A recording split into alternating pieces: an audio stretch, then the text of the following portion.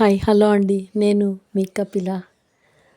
ఈరోజు మనం పప్పుచారు, అమ్మ వాళ్ళంతా పప్పుచారు కదా. సాంబార్ అంటే తమిళ్ ఫేమస్ సాంబార్ అనమాట. మన తెలుగు రాష్ట్రాల్లో వాళ్ళు ఫస్ట్ నుంచి చేసుకునేది ఏంటంటే పప్పుచారు, కమ్మటి పప్పుచారు అనమాట. ఈ వాసన అయితే మీకు చూపించలేను, కానీ మీరు చేసుకుంటే వాసనతో పాటు రుచి కూడా చూడొచ్చండి. ఇందుకు కావాల్సినవి నేను ఒక 3 డ్రమ్ స్టిక్స్ అంటే తీసుకున్నాను. ములక్కాడలు అనమాట, చిన్న చిన్న ముక్కలు చేసుకున్నాను. ఒక 2 టమాటాలు, ఒక 3 ఉల్లిపాయలు, తర్వాత 6, 7 వంకాయలు, తెల్ల వంకాయలు, క్యారెట్లు, ఒక 3 క్యారెట్లు అలా తీసుకొని శుభ్రంగా కడిగి పొట్టు తీసి కట్ చేసి పెట్టుకున్నానండి. 7, 8 పచ్చిమిరపకాయలు, ఒక పెద్ద నిమ్మకాయ సైజ్ అంతా చింతపండు వేడి నీళ్ళల్లో వేసి నానబెట్టుకున్నాను అనమాట. ఇందుకోసం రైస్ కుక్కర్ ప్లాస్టిక్ బౌల్ తోటి కందిపప్పు తీసుకొని శుభ్రంగా కడిగి నానబెట్టేసి కుక్కర్లో విజిల్స్ ఇచ్చానండి. పప్పు పల్చగా చేసుకొని పక్కకు పెట్టుకున్నాను. ఇప్పుడు ఇంకా ఆలస్యం ఎందుకు, ప్రాసెస్లోకి వెళ్దాము. ఒక మందపాటి స్టీల్ గిన్నె తీసుకొని స్టవ్ మీద పెట్టుకున్నానండి. ఆ గిన్నెలో 3 స్పూన్ల వరకు నూనె వేసి ముందుగా జీలకర్ర వేస్తున్నాను. తర్వాత తాలింపు గింజలు కొన్ని వేసానండి. ఇప్పుడు మనం కట్ చేసి పెట్టుకున్నాం కదా ఫస్ట్ ఆనియన్ ముక్కలండి. కొంచెం పెద్ద సైజు ముక్కలే చేసుకోవాలి. పప్పుచారులో ముక్కలు వేగలాలి కదా, అందుకని కొంచెం పెద్ద సైజు ముక్కలే చేసుకోవాలండి. డ్రమ్ స్టిక్స్ కూడా నేను పొట్టు తీసి పెట్టుకున్నాను. ఆనియన్ ముక్కలు వేసాక పెద్ద ముక్కలు పచ్చిమిరపకాయలు, 7, 8 పచ్చిమిరపకాయలు స్లిట్ చేసి పెట్టినవి వేసేస్తున్నాను. అవి వేసుకున్నాకండి మిగిలిన వెజిటబుల్స్ అన్నీ 1 by 1 వేసుకోవాలన్నమాట. ఈ విధంగా చేస్తే పప్పుచారు చాలా టేస్టీగా ఉంటుందండి, కమ్మగా కూడా ఉంటుందన్నమాట. మీరు ట్రై చేయండి, చాలా బాగుంటుంది. ఇప్పుడు డ్రమ్ స్టిక్ అదేనండి ములక్కాడ ముక్కలు కూడా వేసి కలుపుతున్నాను. ఈ ముక్కలన్నీ కొంచెం ఇట్లా ఆయిల్లో కొంచెం మగ్గితే పప్పుచారు చాలా టేస్టీగా ఉంటుందండి. ఇప్పుడు క్యారెట్ ముక్కలు వేస్తున్నాను. అవి కూడా బాగా కలపాలి. టమాటాలు, క్యారెట్లు అన్నీ వేసాను, కూరగాయలన్నీ. ఇప్పుడు వంకాయ ముక్కలు కూడా వేసేయాలండి. అవి కూడా వేసాక కొంచెం సాల్ట్ వేసేసి మనం మీడియం ఫ్లేమ్లోనండి పెట్టుకుంటే సరిపోతుంది. అంటే ముక్కలు మగ్గాలన్నమాట. కొద్దిగా ఆయిల్లో మగ్గితే చాలా బాగుంటాయి. ఇప్పుడు చూడండి, ఇవన్నీ ముక్కలన్నీ వేసేసుకున్నాం కదా. కరివేపాకు, ఎంత కరివేపాకు వేస్తే పప్పుచారుకి అంత రుచి వస్తుందన్నమాట.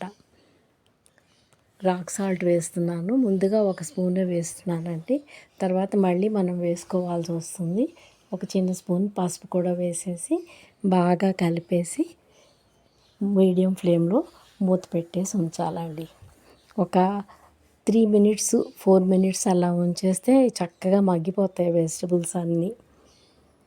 ఈ పప్పుచారు అండి మనం సాంబార్ పొడులు అలాంటివి ఏం అక్కర్లేదండి. ఏ పొడులు లేకుండా అంత టేస్టీగా ఉంటుంది. వంట రాని వాళ్ళు కూడా చాలా ఈజీగా చేసుకోవచ్చు అన్నమాట. అంతెందుకు, ఈవినింగ్స్ ఒక బౌల్ లాగిచ్చేయచ్చు. ఒట్టి పప్పుచారే మనం ఈ ముక్కలతోటి, అంత బాగుంటుందన్నమాట. చూడండి, మగ్గిపోయినాయి బాగా.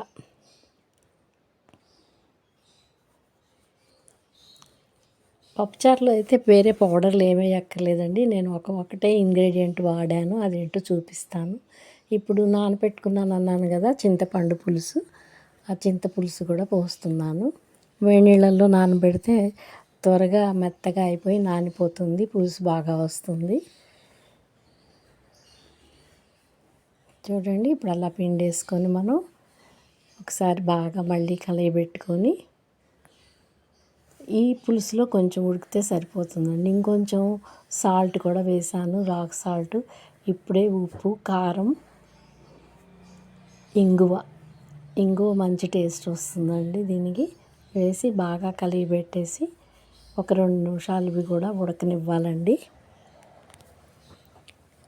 డ్రమ్ స్టిక్ మనం 3/4 వంతు ఉడికిపోతుందండి అయిపోయే లోపల. ఇప్పుడు పక్కకు పెట్టుకున్నాను కదా పప్పు, బాగా పలచగా చేసుకున్నాను. ఆ పప్పు ఇందులో వంచేస్తున్నానండి.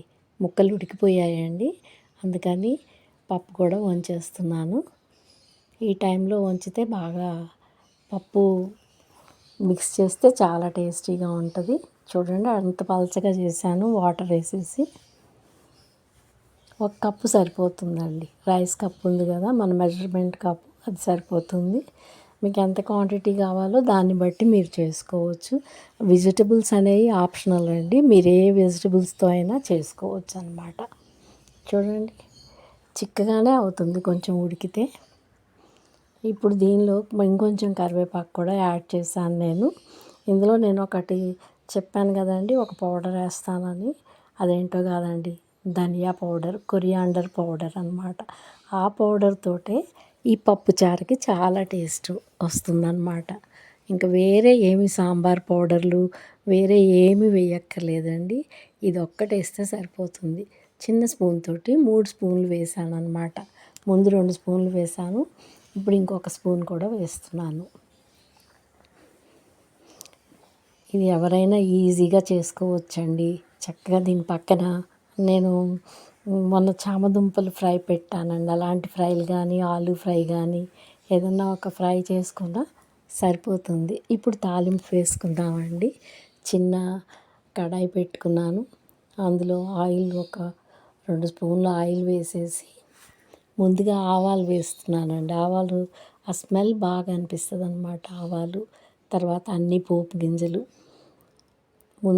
4-5 వెల్లుల్లి రెబ్బలు కచ్చపచ్చగా దంచి పెట్టానండి. అవి ఎర్రగా వేగాలి. వెల్లుల్లి బాగా వేగితేనే బ్రౌన్ కలర్లో మంచి ఫ్లేవర్ వస్తుందన్నమాట. వెల్లుల్లి కూడా హెల్త్కి మంచిది కదండి, ఎక్కువే వేసుకోవచ్చు. ఇప్పుడు తాలింపు గింజలు అన్నీ కలిపినాయి అంటే మన మినపప్పు, జీలకర్ర కూడా వేసాను. 5-6 ఎండుమిరపకాయలు తుంచి వేసాను తాలింపులో. మళ్ళీ కరివేపాకు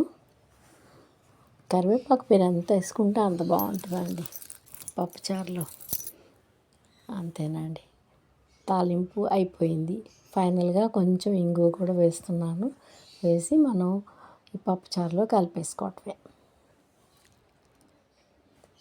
మంచి వాసన వస్తుందండి. నాకైతే మీకు వాసన చూపించలేను కానీ మీరు ఇంట్లో ట్రై చేయండి. అప్పుడు మంచి స్మెల్ తెలుస్తుంది మీకే.